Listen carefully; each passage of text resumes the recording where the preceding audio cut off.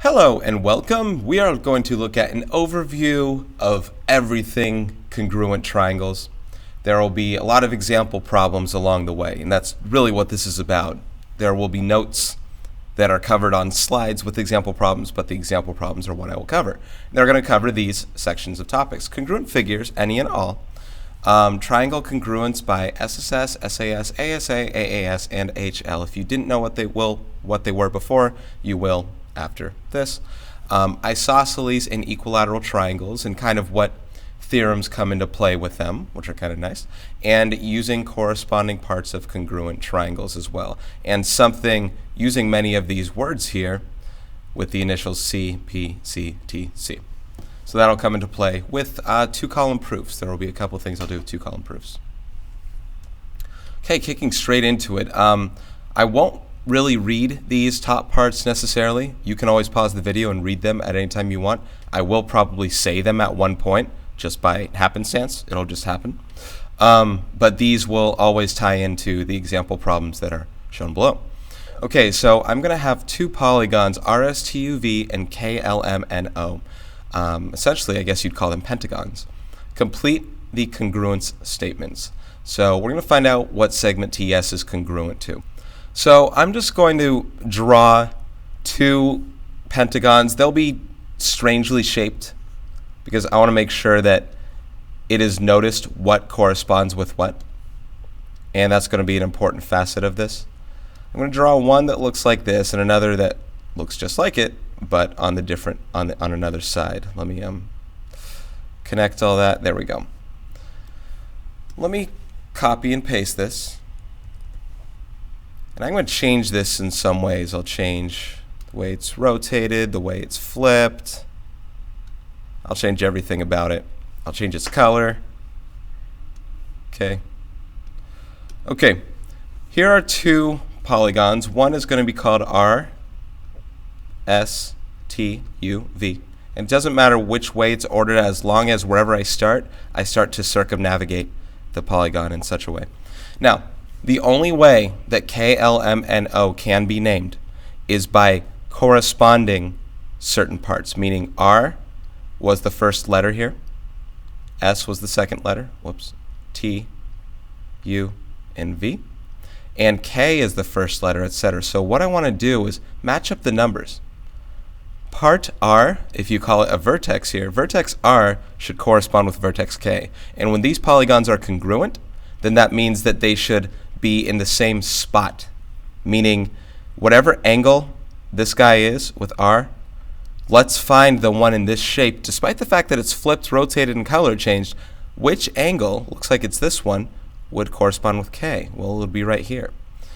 Now, they didn't draw one for you. In fact, they didn't need to, but whenever I do a problem like this, it's probably best that you're taking a look at those, or you're at least numbering these off, because you want to see which parts specifically correspond. But this will help you get the idea. Angle S is this acute one over here. Okay, so we are going to have also that tight acute one over here. This would also be angle L in this polygon. Okay, so once again, you're matching up L with S. Not only that, but we're also matching up segments. Take a look at segment RS.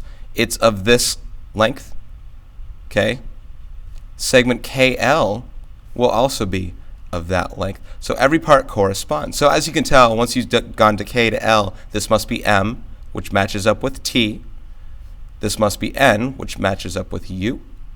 And this must be O, which matches up with V. And the rest would line up. You'd have congruent parts just like that. So I'll do a few more. T, if I give it three tick marks on the arc, then M would have the same. So those angles and segments, like segment ST, would correspond with segment LM, etc. This would keep going. I won't match the whole thing up, but let's start to look for what would correspond here in this one. So number 10, excuse me. So number 10, segment TS will correspond with, over here, what? It looks like segment ML. It's the one that would have two congruent marks here. And if you look right here, TS is 3, 2. So segment ML 3, 2 is the one that would correspond in the other diagram. So those are congruent. Number 11, angle N, is this acute angle here. It's also number 4 in this polygon. So it'll be, well, it's congruent to angle U. And here's angle U. As you can see, U and N are both the same. So once again, it helps to draw it, but it also just helps to find the numbers. That would also work. Segment LM, 2, 3, is congruent to segment ST. Now, by the way, it probably does not matter which way you order these segments. I could have called this TS right here. I could have called this LM right here. But it will help to make sure that you know which order they would go in when you need to write a full congruence thing, such as these two pentagons being congruent. These had to be in this specific order. Just like right here. If I'm going to call this pentagon VUTSR, that means I'm starting from V and now I'm going this way. I have to, when I'm talking about the pentagon, I have to correspond parts here exactly. So angle V here is the same as what angle O looks like, 5 and 5. And then it goes to U, TSR. So it looks like this will go to N, MLK. So this is pentagon O, N, M, L, K. And there you go. So the parts that correspond, doesn't matter how it's oriented, find the proper angle measures, the one that match up. And you don't have to draw them, especially because you might draw it irregularly. You can just line them up. And the whole idea with this is, remember when I flipped this and I did all that? Well, what I can do is I can bring this back. I can restore it back to original order. I can even probably make it all black and such again, but I can rotate this in such a way that this will map right back onto here, if I do it right. And voila, you can see where they now correspond. As you see, there was S with L, and I think that's an N. Now it's backwards, but you get the idea. Okay, here are a few more things, and these are congruent to each other, which means there are parts which correspond. Actually, let's number them off again like we just did last time. Here's 1, 2, 3, 4, and 1, 2, 3, 4. If it helps, do exactly what I just did in that last example. Redraw one of these so that it lines up with the other one, just so you know exactly where things go. Let's redraw WXYZ, but so now it faces the same exact way as these other guys, but you just have to now rewrite the letters and everything else. Looks like angle W, looks like this thing rotates, right? This thing rotates back this way, so angle W is now on this side here, and that's also 80 degrees. Z is on the bottom here. This side is 8.6. Angle Y is up here of 145 degrees. And length 3 is the length of Y and X. And we're good to go. So you can see Y corresponds with R, and that makes sense. 3 and 3. Z with S, etc. All right, number 14. Let's begin with the measure of angle. There is no angle N. I think this was supposed to be a P. Figure out the measure of angle P. Or what? So yes, find the measure of the angle, I think it says or, some typos, or the length of the side. So angle P right here would be the same as angle W because these quadrilaterals are congruent, so P would also be 80 degrees. Might help to write what goes there. So this is 80. In fact, when I just said it might help to write what goes there, take a look. There are some things that are written here that are not written in the other one. So for instance, this is 35, so this is 35. I should also write that there. This is 10, so this is 10. This is 5, so this is 5. So it's pretty nice. You start to fill out this thing almost completely. The only angle we're missing is this one, and it looks like that's number 17. We'll save that for last. Segment QR is 3. Okay, once again, just corresponding stuff. 3 units. You want to write that. Segment WX right here is 5. Once again, once you write it, you're pretty good to go. You can write this in one or the other or both. In fact, write it in both. I should probably look at writing some of these here. Like this is 145. This is 8.6. And this is 3. Angle Z is 35. Okay. Degrees. And angle X, here's that last one I was talking about. It's going to be the same as Q. They're congruent, but we don't know what they are yet. So how do we figure these out? Well, the last bit of information you should probably know is this is a quadrilateral. And in a quadrilateral, there is a total of 360 degrees when you add up, when you take the sum of the measure of the interior angles here, angle W plus angle Z plus angle Y plus angle X. There's an earlier video that talks about that from a previous unit.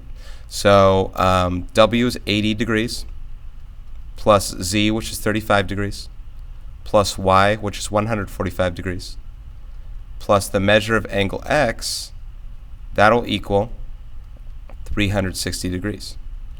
So X and Q would have that same angle measure. 80 plus 35 is 115. 115 plus 145, I think, is 260.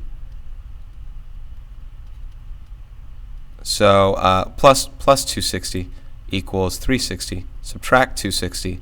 Measure of angle X equals 100 degrees. So that one's 100 degrees right there. And once again, when it comes to correspondence, it's probably best that you just orient them the same way. You can just redraw it. It doesn't have to look good. This looks very sloppy, but it helps me out. Okay, now I'll start talking about a few of these triangle congruence properties. Side, side, side, side, angle, side, angle, side, angle, angle, angle, side, etc.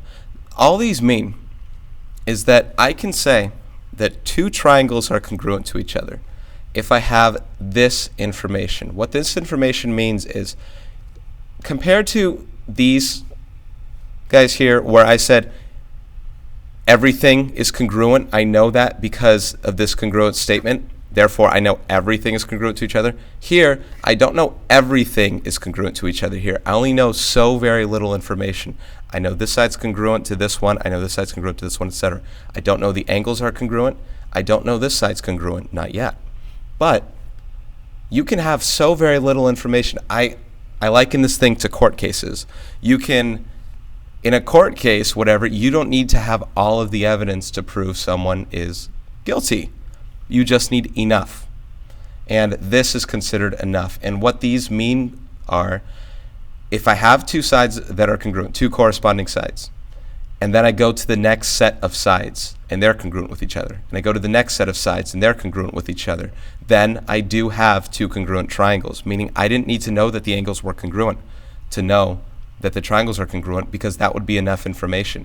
Basically what it means is I couldn't manipulate these two triangles in any other way using those three sets of congruent sides and making them still triangles and make them different triangles. They must be the same. They are essentially locked in place. Okay, so that's what that means. Side angle side, same idea, but this time when they talk about the included angle, like if I knew this side was congruent and I knew this side was congruent, then the angle that's between them is also congruent. Then you have another congruence conjecture, basically. You can say that these two triangles must be congruent. Despite the fact you don't know this angle's congruent, this angle's congruent, or this side is congruent, you still have enough information. Angle side angle, same idea. But again, keeping this in mind, you have to go from one angle to a side adjacent to it to the next angle that's adjacent to that side. So angle, side, angle would look like that, or angle, side, angle, again with angle, side, angle. It wouldn't be like angle, side, angle, right? I wouldn't pass an angle on another side and go down there. However, that's the next one, angle, angle, side, which also could be written as side, angle, angle. Depends on which order you're looking at it.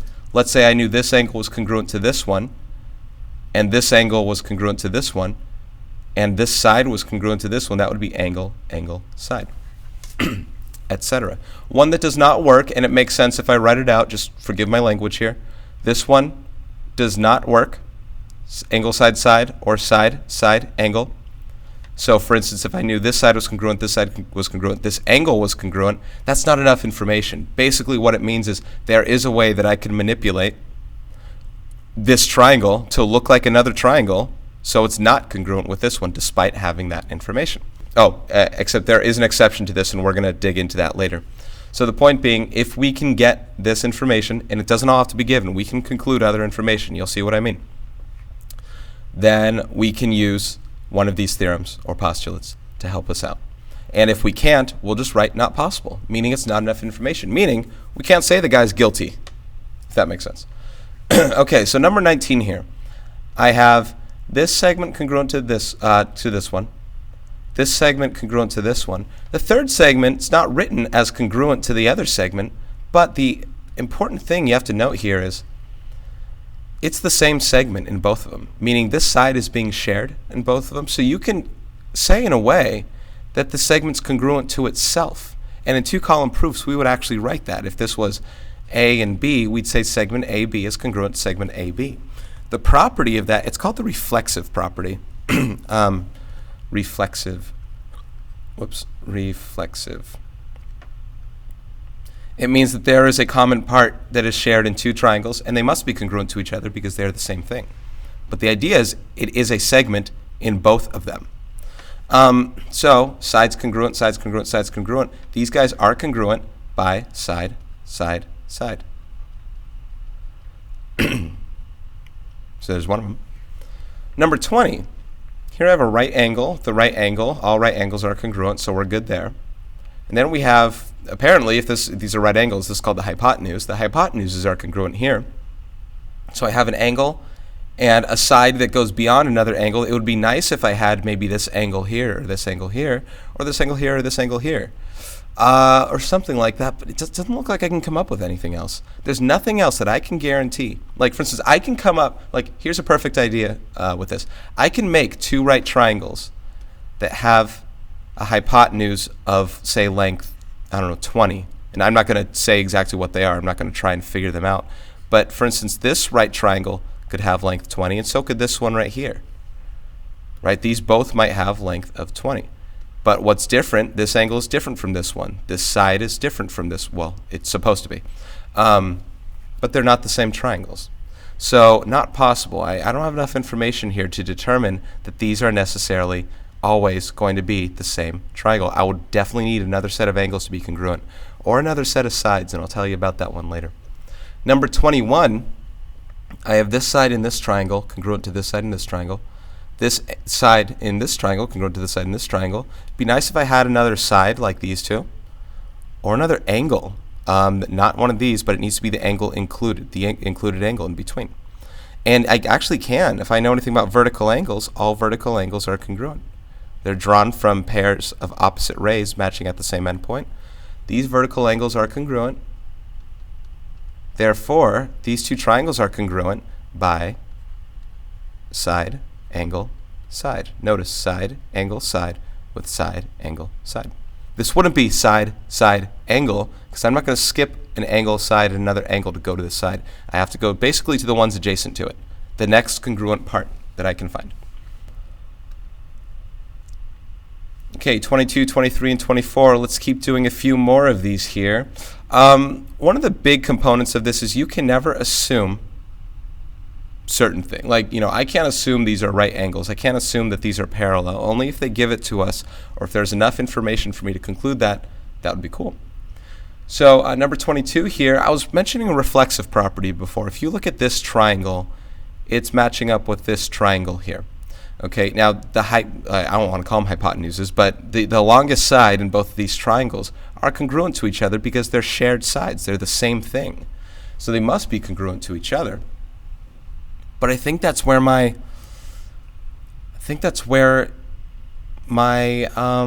things I can find lies, right? I don't think I can conclude anything else. I can't say this angle's congruent to this one using the alternate interior angle theorem with parallel lines, because I don't know these lines are parallel. I think I'm done. I have side and side, but no other third side and no set of angles.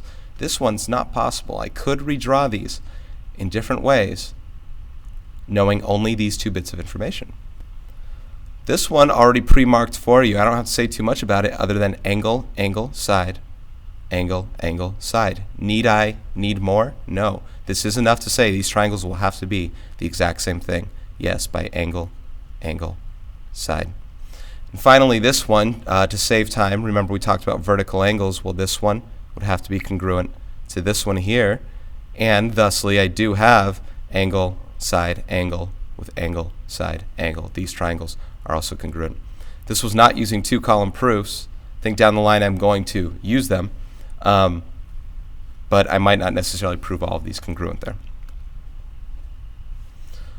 Okay, write a congruence statement for each pair of triangles. Name the postulate or theorem that justifies your statement. If the triangles cannot be proven congruent, write not possible. So it's going to be the same thing. The only difference now is I need to name the triangles that are congruent with each other. And if you remember from the very first slide, I need to correspond parts in a specific way, meaning if angle A is congruent to angle R, A and R, those letters would have to be written as the same letter in the grouping. When I name the three letters in the triangle, for instance, if A is the first letter in one, R would have to be the first letter in the other. Now I can't do it unless I can prove I shouldn't do it unless I can prove the triangles are congruent first. So I know that A is congruent to R, C is congruent to W, but 2 angles is not enough. Even 3 angles isn't enough. I would need a side somewhere. And it looks like, once again, reflexive property takes form here. Segment WC is congruent to itself. I'll go ahead and have you practice writing it right here. This is the reflexive property that says they're congruent to each other. Now, if I was really being particular with this, I really would have put WC as congruent to CW. Only reason is because when I write out the triangle congruence, I know that WC in this triangle here, notice the way that I'm doing this kind of clockwise, is going to be congruent to this triangle here in this way. Notice how it's counterclockwise. So CW will be congruent to WC. Just a small thing, but it just matters when I end up writing these triangles. So I now know angle, angle, side, angle, angle, side. Triangle ACW is congruent to triangle. Notice I have to do R first, then W, because W is congruent to C, and then C. So notice how I was talking about CW with WC. Notice how they correspond. Probably a good thing to practice writing beforehand, so then you know you get it right later. So they are both congruent by angle, angle, side. Number 26, already given information. JL is congruent to UT, angle L is congruent to angle T, segment LK is congruent to segment TV. So all I have to do is just make sure that I write it in proper order. Basically, if I redrew this in this way, U would be on top, T would be on the bottom left, V would be on the bottom right, like so. So triangle, this is good enough too, side, angle, side, side, angle, side. Triangle JLK. By the way, it doesn't matter what order I write one of the things in. I think I mentioned that before, as long as I keep this one in the same order. A lot of people like to go alphabetical. Looks like I did not. Sometimes I forget. I forget if L goes before or after. I think a lot of people have that same issue. But U corresponds with J, T corresponds with L, V corresponds with K. By the side, angle, side postulate. Okay, also given, I'm actually surprised they're giving this one to you last. Angle, side, angle, angle, side, angle. It's just a translation. They correspond perfectly. Triangle RGB. I think of that as red, green, blue to you video enthusiasts out there, video files. Congruent to angle DCS, or triangle DCS, by angle, side, angle. So all of these were possible. Yeah, it was good. Okay, here I'm going to start talking about CPCTC. Okay, CPCTC stands for, what's in bold here, corresponding parts of congruent triangles are congruent. Obviously, they ditch the R and the of in here. Either the words are too small or they don't rhyme with these letters here. But CPCTC essentially means this. And we've kind of already discussed it. But going all the way back to like the first slide, if I know that 2 polygons are congruent, they can be triangles, they can be whatever they are. If I know 2 polygons are congruent, then I know that there are corresponding parts that are congruent, meaning when I knew these were congruent to each other, I knew that R was congruent to K, I knew that segment RS was congruent to segment KL, etc. But they gave me this information that these 2 are congruent. Same with these ones here. They gave me the information that these 2 quadrilaterals were congruent. So what I do, I redrew it, and I knew what things matched up. So you already know that they match up. The next bit of stuff you're going to have to know for CPCTC is maybe we have to prove triangles are congruent first. Once we know they're congruent, then we know that corresponding parts are congruent, even if we didn't have that information before, or we didn't have evidence to prove that they were congruent before. For example, remember when I talked about I don't have enough information to say, for instance, this angle is congruent to this one, something like that. right? And that's true. I don't have enough information. Just like over here, I don't have enough information to say this angle is congruent to this one. I have no idea that they're congruent. There's no vertical angles or reflexive property or anything like that for me to say it. Or if these lines were parallel, I guess I could talk about, I forget which lines. I could talk about somehow corresponding angles, something like that. But I do know that this triangle is congruent to this triangle. How do I know? Because by angle, angle, side, angle, angle, side, I can say that triangle T, Y, V is congruent to triangle Y, X, W. This right here, this enough information thing I was talking about, can give you the big picture. And within the big picture, you can then make a little picture out of it. What does that mean? If these two triangles are congruent, all of their corresponding parts are congruent. What are V and W? They are corresponding parts. Therefore, angle V is congruent to angle W. Segment TY is congruent to segment YX. And the last one that we needed to know, these ones are congruent, segment TV and segment WY. How do we know? By CPCTC. Again, what this means is if I have congruent triangles, the parts that correspond to each other are congruent. Corresponding parts of congruent triangles are congruent. Okay? It's a very easy thing to comprehend, but sometimes it can fly over people's heads about what it is it's being talked about. Literally saying that these two have to be congruent if the triangles are congruent. All you have to do is make sure you know the triangles are congruent, and we found that out here. Okay, segment BE is congruent to segment DE. Again, no evidence for me to know this beforehand, but if I can find out these two triangles are congruent, and I know that CE is congruent to itself by reflexive property, so I do know that this triangle, BCE, is congruent to this triangle, which matches up DCE. Triangle DCE by, looks like angle, side angle with angle, side angle. Okay, so I know they're congruent. That means that BE is congruent to DE. These two correspond by CPCTC. All of these are CPCTC, as long as I know the triangles are congruent. But that's my evidence. Here's my analogy that I always use. Say you're talking about somebody who is standing trial for a crime they committed. I normally liken it to murder because it's just an easy one to talk about evidence with and all that stuff. Let's say some guy's standing trial for murder, and the prosecutor has this big list of evidence. He's like, well, he did it because this. And he's trying to convince a jury. Now he's trying to convince a jury in such a way that he doesn't have evidence to say the guy's guilty, because what he's missing is the guy's whereabouts at the time, meaning evidence of it. Obviously, if he thinks he's guilty, then he thinks he was at the scene of the crime, obviously, to commit the crime. Like, say it was like a vacant warehouse and blah, blah, blah. Well, he has all this other evidence. He's hoping this will be enough. It would have been nice if he had evidence of this, meaning witnesses saying him fleeing the scene, or no other alibis that are, he doesn't have an alibi that says he was elsewhere, or video evidence of, you know what I mean, or a tape recorder that you could hear his voice. You don't have any evidence of this, and you're not going to get it. It's just too bad you're not. But let's say that this evidence stacks up and it's enough, and the jury says, Your Honor, we find the defendant guilty of first-degree murder, blah, blah, blah, based on this evidence. Maybe it was enough, which is nice. You have enough evidence to say that he's guilty. Here's your big picture.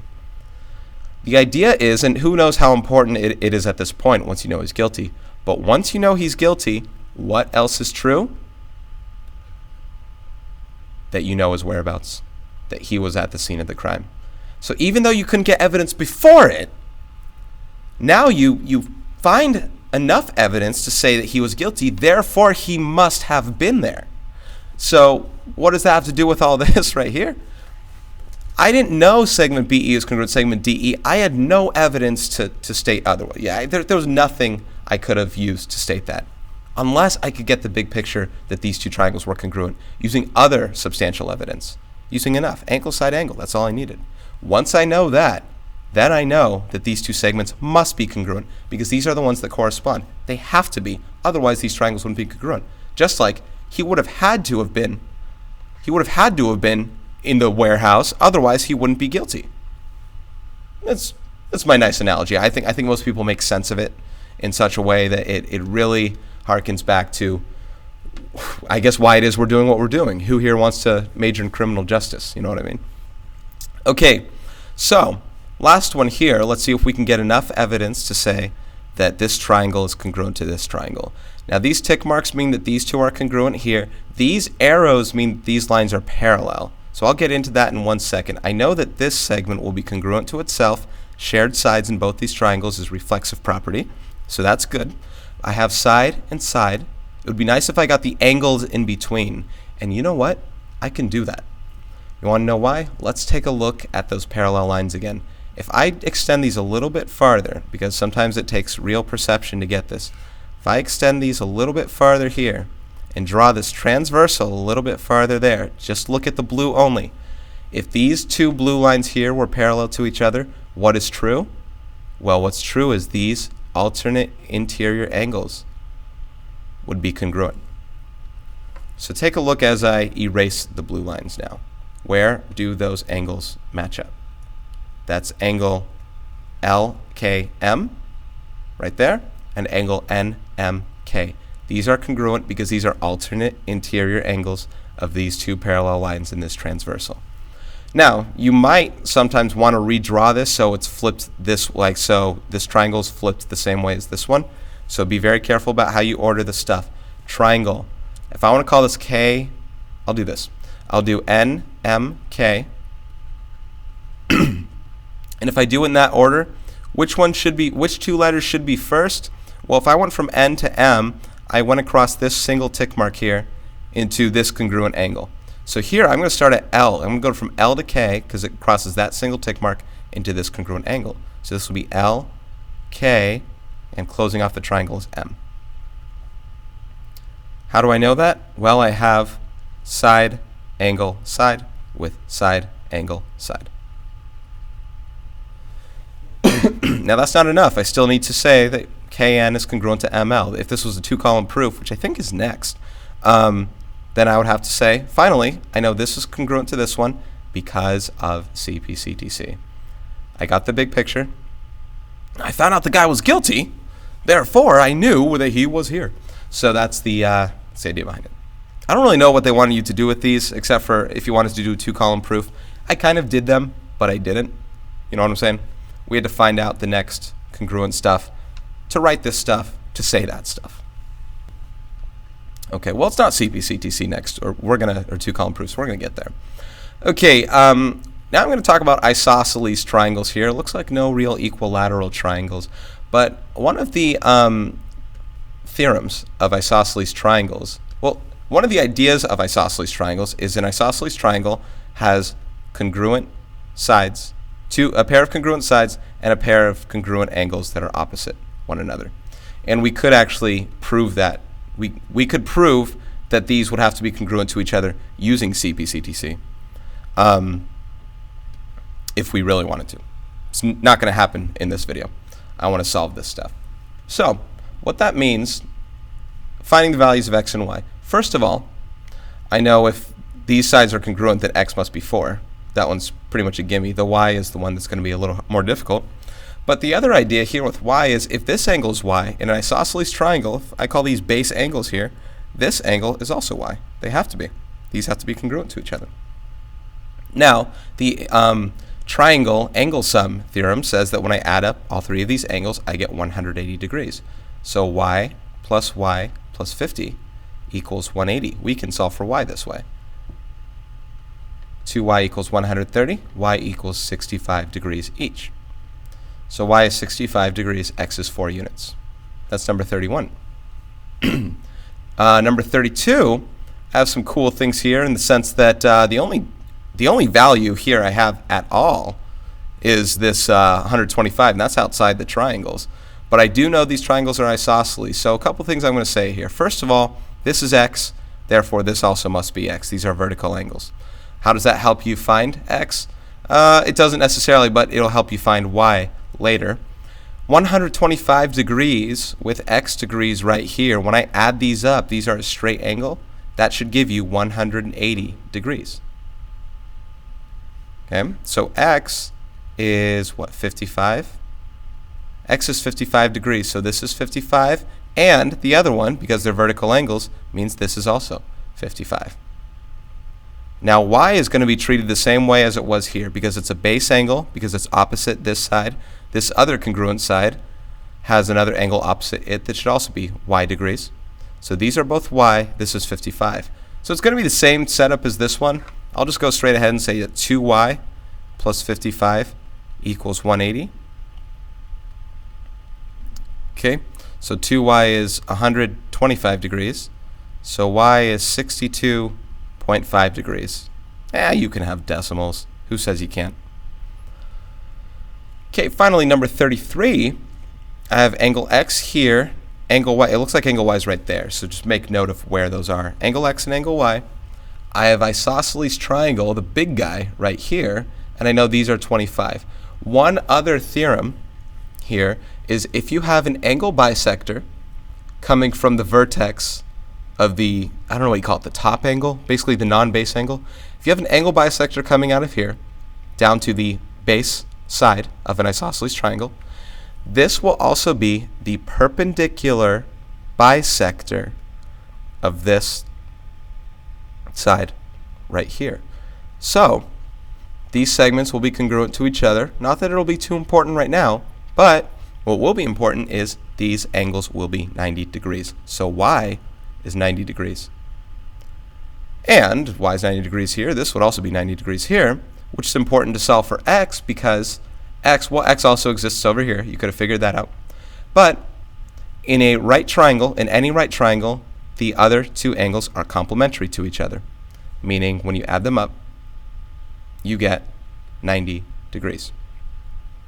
So x is 65 degrees. There you go. Well, that's it.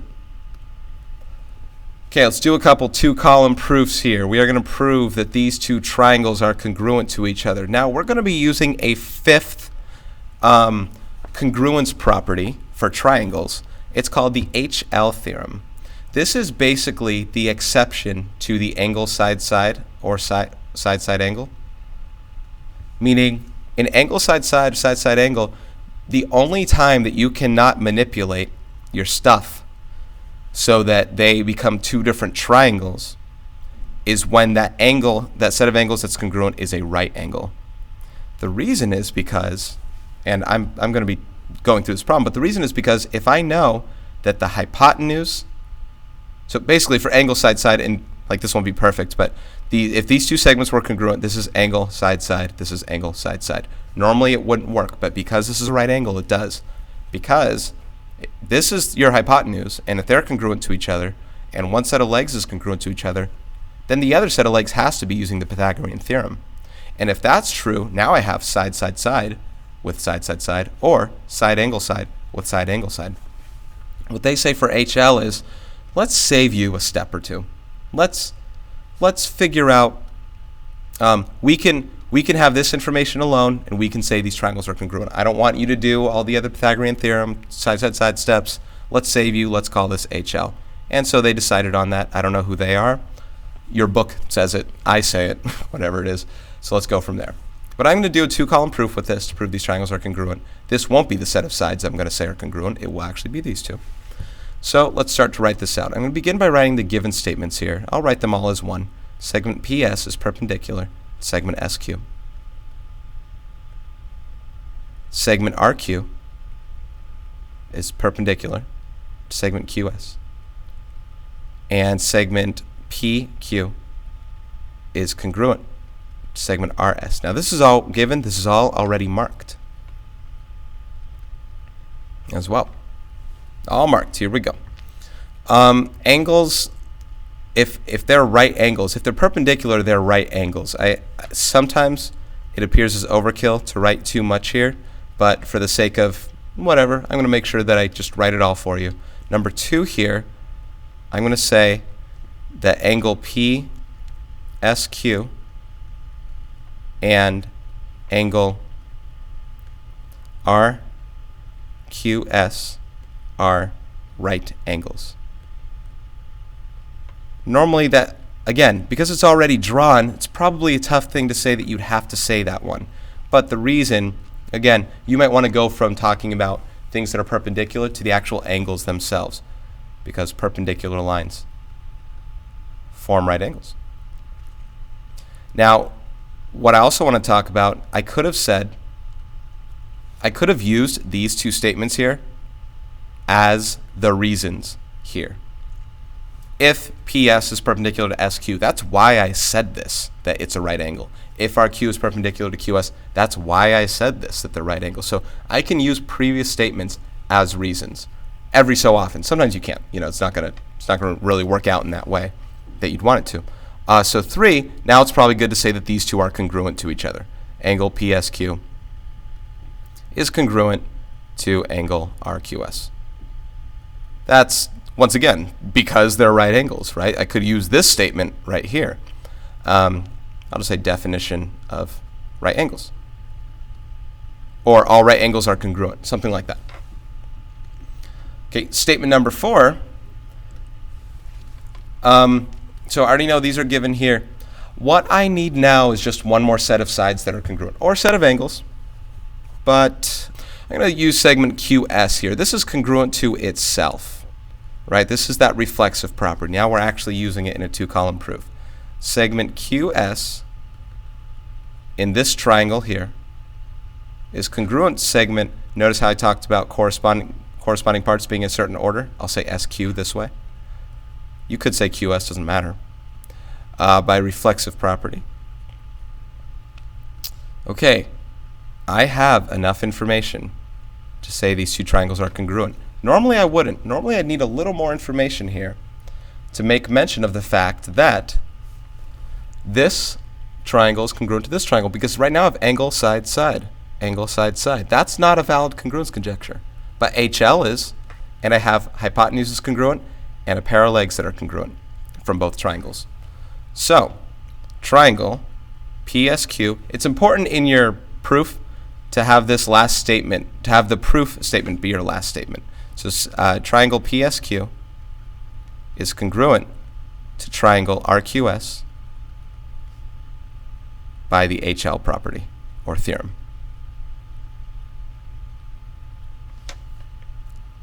And if I wanted to go on, I could now say segment PS is congruent to segment RQ by CPCTC. Now I know that the triangles are congruent. I know every part's congruent. We talked about that. Okay. That's it. Okay, number 35. Let's do one more 2-column proof together. I have these 2 segments perpendicular to each other, and I have segment KL congruent to segment ML. It looks like we're gonna use HL property again. All we have to do is prove sets of sides are congruent and go from there. Triangle KLN is congruent to triangle MLN. Let's see if we can prove that. Start with the givens. LN is perpendicular to KM, and KL is congruent to ML.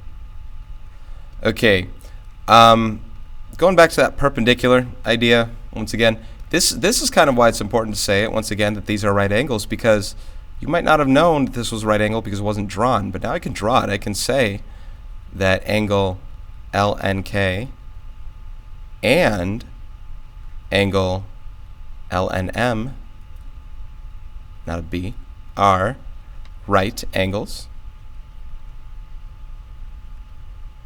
And this time I'm just going to go ahead and write the statement, the previous statement there, just to show to you that you can do it. The fact that I'm doing it says it's okay to. If these are perpendicular, then these are right angles. If these are right angles, then they're congruent. Angle LNK is congruent to angle L, and M, as soon as I write it first properly, because all right angles are congruent. And again, that's an important statement to make, because when you're talking about HL or angle, angle side, or whatever it is, it's important to say that they're congruent. That's the that's really your smoking gun. You need, it's not enough to say they're right angles. You need to talk to your audience and say, I need to know this angle is congruent to this one. You have to pretend like your audience doesn't really know too much about geometry. They'll have heard of theorems, so they'll accept if you say HL theorem, you're like, okay. But go with that statement. Say it's congruent. I think there's a right angles are congruent theorem, whatever it's actually called. And reflexive property. Once again, segment LN is congruent to itself. Okay, this time I'm going to write LN and LN. These are reflected across each other. So when I talk about this triangle, notice how LN and LN are in the same order this time. So LN is congruent to itself using the reflexive property. Again, shared side in both triangles. And now I have, in two right triangles, I have the hypotenuse is congruent, and I have these two legs congruent. Remember, these are two different, it's the same, they're congruent, but they are different legs in different triangles. Therefore, triangle KLN is congruent to triangle MLN by the HL property. And again, if they asked us to prove something like, oh, angle M is congruent to angle K, you could say that as a last statement now, once again by CPCTC. Once you know the triangles are congruent, all corresponding parts are congruent. Okay, the last few problems here. I have some overlapping triangles here, and I can prove them congruent, and then I can start to state, well, I'll use side, angle, side, whatever, any one of these to talk about them being congruent. It'll help in these if they are redrawn, meaning when you have them overlapping, it's very difficult to see what you're looking at. So what I'm going to do is I'm going to actually use the line tool this time. I'm going to redraw these two triangles here. And if you can think about which triangles they're supposed to be, notice how there's this arc that's going this far. It looks like that angle, EAC, will be important to use, meaning I'm going to draw triangle EAC right here. It won't be perfect. I'm going to go ahead and draw that one. And then I'm going to draw, well, let's go ahead and mark this thing up as we see it. EA has this segment measure. There's this segment measure here for EAC, and AC has this right there. Now if I go over to this other triangle, DAB, because you can see that arc right there, looks like if I redraw that one, I can now more clearly see what it is that I'm looking at. So that's the part with the overlapping stuff. When it gets confusing, unconfuse yourself. DAB has this segment length with 2 marks, this angle measure with 1 arc mark, and then 1 tick mark there. Okay, EAC and DAB, are they congruent? And if so, by what property here? So again, much easier to see once they're redrawn. What I could further do to help myself out, although I'm going to reverse my letters, meaning they're going to actually look like a mirror of one another, which is going to look kind of weird. But now, as you can see, although they're not perfectly redrawn, these should be matching up. Okay, because this segment length is congruent to that one, etc. And it's also important to know what order I should write these in. For instance, if I do this one, triangle EAC, that'll be congruent to triangle BAD, bad. Why? Side, angle, side. And there you go. Now there's another set of triangles that I could possibly prove are congruent after finding out these two are congruent here, meaning this triangle and this triangle. I'm not going to bother with it right now, not because they're not overlapping, but it's almost overkill in terms of reasoning with it. But I will, in number 37, I'm going to talk about different sets of triangles that you can actually find out are congruent. I'm going to first start with the overlapping triangles to which they're referring. Triangle FIH and triangle GHI, right here. Now before I separate them, I would like to see what else I can make congruent right now in these triangles. For instance, IH congruent to HI using the reflexive property. Because now when I separate them, it's probably easier to find out the information that I have. And these won't be perfectly drawn. I'm just going to give a right triangle here and a right triangle here. and then I'll flip it. So I have these two, and I'll name them, and I'll state they're congruent by whatevs. So I have triangle FIH with this, and this, and I have triangle GHI with this, and this. Now, I know that you might want to say HL. You say you have right triangles, but what does HL stand for? It stands for hypotenuse leg. What that means is you have the hypotenuse is congruent and the leg's congruent. And the reason why we have that one is because that's the exception to the angle side one. This one's side angle side. This is leg, right, in a right triangle. Side angle side, side angle side. So this one's not HL. So be very careful. You're not always saying HL just because it's a right triangle. But anyway, these triangles are congruent, the parts that correspond, by side, angle, side. And that's all you'd have to say as far as overlapping triangles. I'm going to do a little more with you. Okay? I want to do a little more because I want to show you that I can actually also prove that these two triangles here, let's call this E. FEI is congruent to GEH. I can actually do that, which is kind of nice. Here's how. Maybe you start saying this is congruent to this because they're vertical angles, and that's a good start. But you still only have a side and an angle with a side and an angle. Side angle was never a congruency conjecture.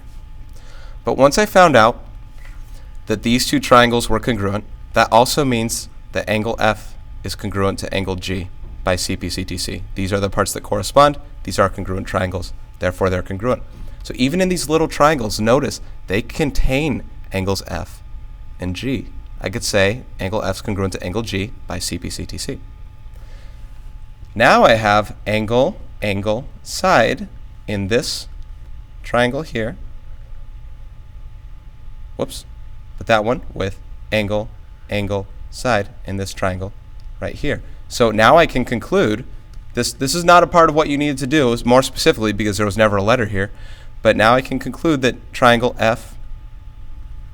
triangle FEI is congruent to triangle, have to correspond, GEH by angle, side. Again, not something you had to do for this particular problem, but it's nice to see that you can do that. But what had to happen was I had to first prove the big triangles were congruent. I then used CPCTC to say these angles are congruent. Now that only helped because that particular angle existed in this triangle here, and that particular angle exists in this triangle here. Saying these two are congruent to each other using either CPCTC or Pythagorean theorem would not have helped me for these triangles because that's this entire side length here and not just this small side length here. So nothing there would have helped me in that particular case. These ones helped me tremendously. Okay, two more, 38 and 39. Maybe I'll do one of those CPCTC ones with you one more time.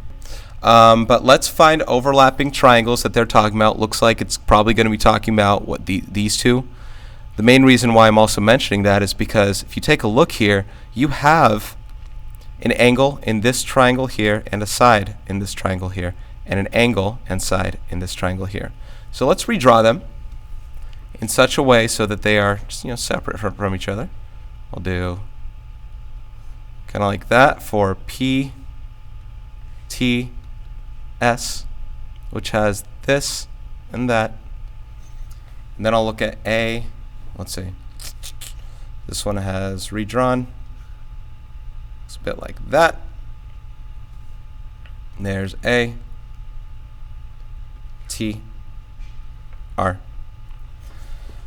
Let's see if I can state that these are congruent yet. What's great about this one is that, and you might not have noticed it because this was going down the middle, but notice this angle T. It exists in both of them.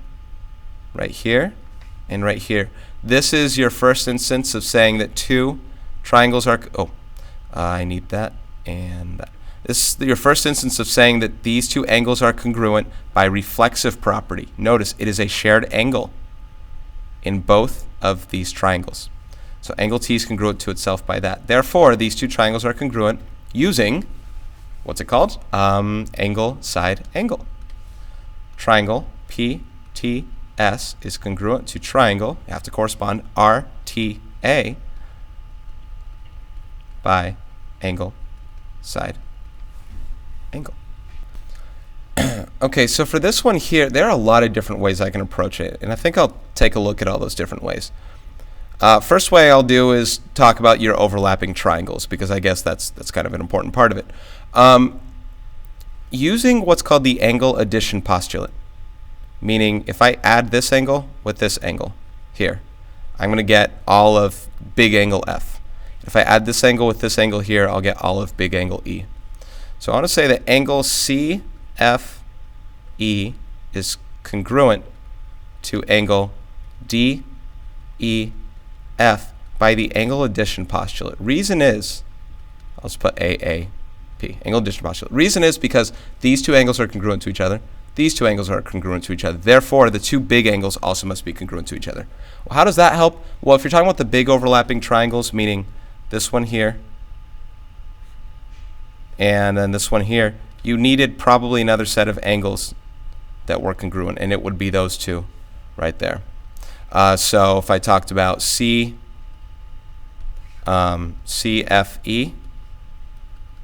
and DEF, I already knew, it was already given that this one already had 3 arc marks here, and this one already did right here. But now I can say, you know, that big one right here, this big one is congruent to that big one. Now I still only have angle. I still need a set of sides. Well, you can use reflexive property as well and say that FE is congruent to EF by reflexive property. So you can say those two big triangles are congruent. So triangle CFE is congruent to triangle DEF by angle side angle. And if that's all you had to do, that's all you would technically need to do. But I want to look at this a few more ways just to talk about that CPCTC stuff a bunch of different ways, because it's kind of nice. You can actually use it a lot. First of all, I could go after that and say that, well, if those two triangles are congruent, then angle C is congruent to angle D. Okay. I could say, oh, that one's congruent to that one. I already know these two angles. Let's say I'll use different marks. I already know these two angles here are congruent. And I could say segment CF is congruent to segment DE. Now I could say these two triangles here are congruent using angle side angle as well. Right? There are a lot of different things you can do with this. It's kind of nice how you can start to separate them. Now that was using CPCTC with that stuff. But again, it's really nice that you can use that. I'll talk about this another way now, completely different way. What if I begin by stating here that this is an isosceles triangle? How do I know that? Because the two base angles are congruent. If this is an isosceles triangle, and if the two base angles are congruent, that means these two side lengths are also congruent to each other. So what I could do now, I could start by proving these two small triangles are congruent. How? Because, oh sorry, this one with this one. Because I already have a set of angles that are congruent here, a set of sides that are congruent here, and these two angles are congruent to each other because they're vertical angles. So here I have angle side angle with angle side angle. Now, when I prove that those two are congruent, I could then use CPCTC to say, therefore these two angles are congruent, and these two sides here are congruent. And I already know these sides are congruent by CPCTC. There are a lot of things I can now start to do to work on the big triangles congruent there. So it's just nice, a lot of different ways you can look at these triangles, and it really is your prerogative, you know, like which way you want to go about it, because you'll still approach the correct answer as long as you use appropriate theorems and go that way. Okay, I know I made the video kind of longer just by doing those explanations, but I hope all that made sense there, and hope you feel well prepared with whatever it is you do with using this information.